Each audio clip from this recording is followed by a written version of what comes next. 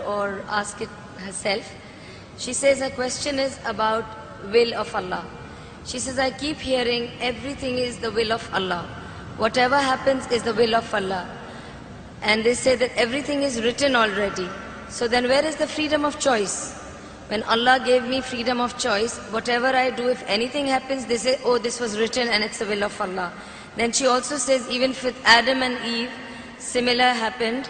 And if you could explain, if there is so much, everything is written down, then what is my freedom of choice? Sisters asked a very good question, very important question. That if everything is the will of Allah, then where is this freedom of choice? And this is a question not only asked by non-Muslims, even asked by Muslims. It's talking about qadar.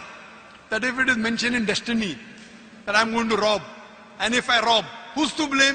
Allah is to blame. If it is mentioned in destiny, I'm going to commit murder, and I commit murder, who's to blame? Allah is to blame. So where is the free will? So if it is the will of Allah, or if it is mentioned in the destiny, I'm joining both together, then where is the free will? The reply to this question is, it's compulsory that every Muslim should believe in qadar, but you should understand what is the meaning of destiny. For example, if suppose in a classroom, there are 100 students, and when the teacher teaches the students in the classroom at the end of the year, before the examination, the teacher predicts that this student, he will come out first class first. This student, he'll get second class. This student, he will fail. The teacher predicts why? He knows that this student is very studious, always does homework, does extra studies. This average student, second class.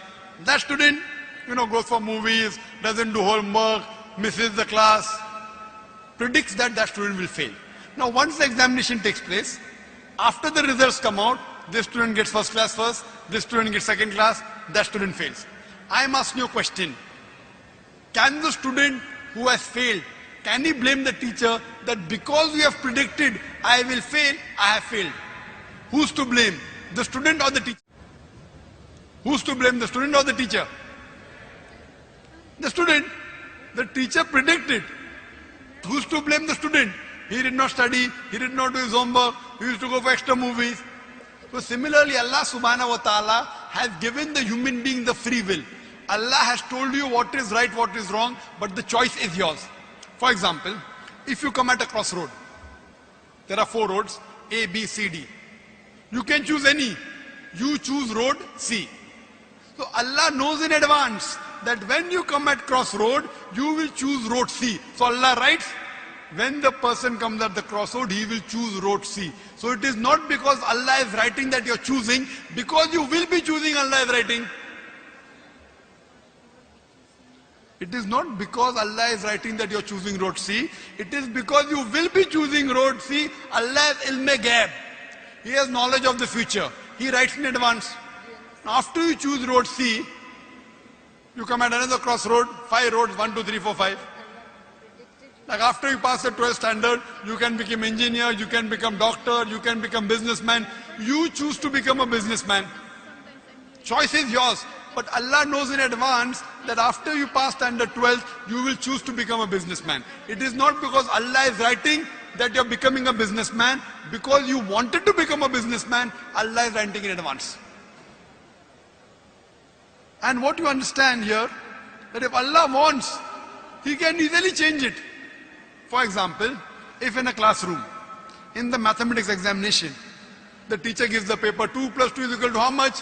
Now why she is supervising, the student writes 2 plus 2 is equal to 5. The teacher will not correct, the teacher can correct. But if the teacher corrects, you will say the teacher is unjust. If teacher says, don't write 5, write 4. All the other students will, this is examination. Why are you interfering? So if Allah wants, He can change.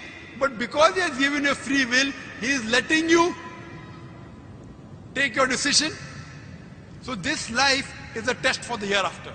As Allah says in Surah Mulk chapter 16 verse number 2, Alladhi khalaqal mauta wal hayata. It's Allah who has created death and life to test which of you is good indeed. So this life is a test for the hereafter.